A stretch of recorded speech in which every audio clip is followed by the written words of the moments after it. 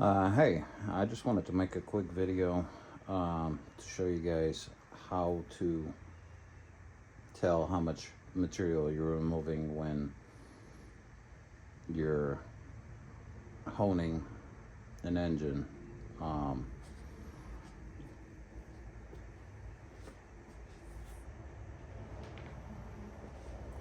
so with a dial bore gauge or digital bore gauge, of course you have to zero it out. And this is a cylinder I haven't honed yet. This is the original. When I disassemble the engine, I'm gonna put the dial bore gauge at the very bottom to where the rings did not ride on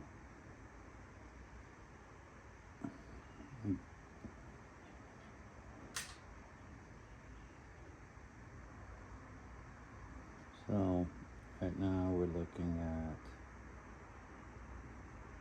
I don't know if you guys can see this one, spin it around a little bit.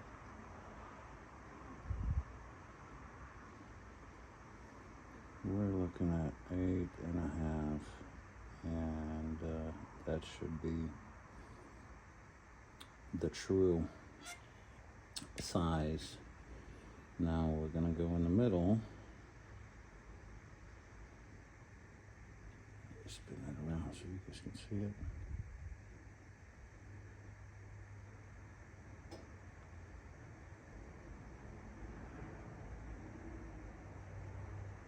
You have to be very, very slow.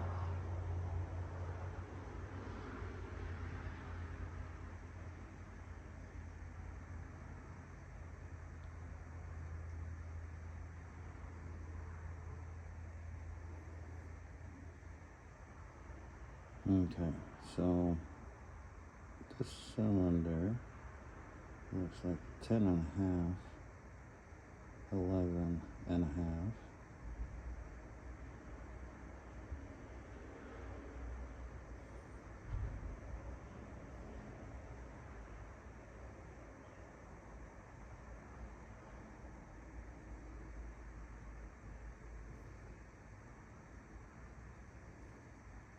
Eight and a half. Okay. How to read this? 8.5. That's how much. The bigger the number, the smaller the bore, because it compresses this inside. And if you look at the bore at the gauge, the further I press it, the bigger the number grows. So like these two I honed already, and I brought them back into round. So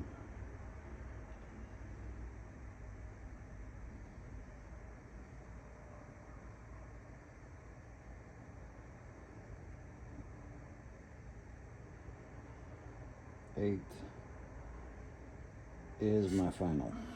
So I took off half of 1,000 to bring this cylinder back to round, and they're all, every single one of them, like this one,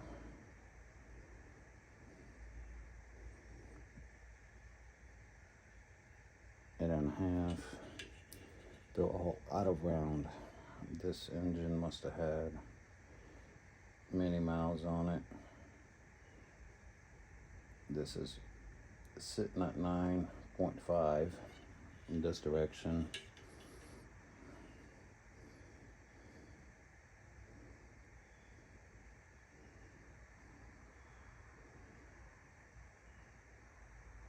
Eight in this direction, and up and down 8.5. So it was definitely 1 thou over round. So pretty much what you're doing is when you're honing the engine, you want to get the cylinder round. The spec on this engine, this is a 3.8 GM engine, L67. The factory spec is within 1,000 roundness, and from top to bottom bore. So I already did these two. They're within 500,000 top to bottom and roundness, and I have these 4 to go, but I just wanted to show you guys real quick, whether it's a digital gauge or a dial bore, that's what the numbers mean.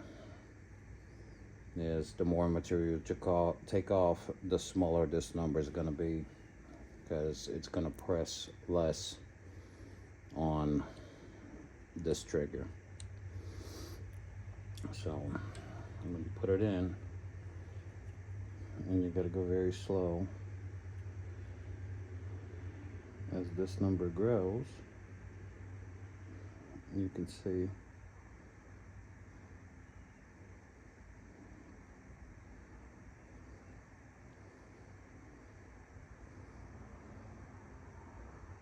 eight and a half is the highest, and you just have to move it very slow until you get to the highest number, and then it'll start going down.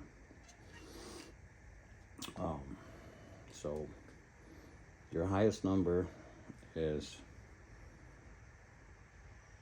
the size of the cylinder, from side to side.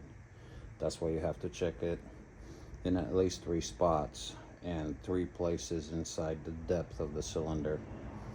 And like I said, the smaller the number, the more material you took off. So first, write down every single cylinder in 3 configurations, in 3 spaces in depth. Write down before you start doing any cutting or honing of the cylinders. Write down your measurements for every single cylinder, so that way you know how much material you're taking off.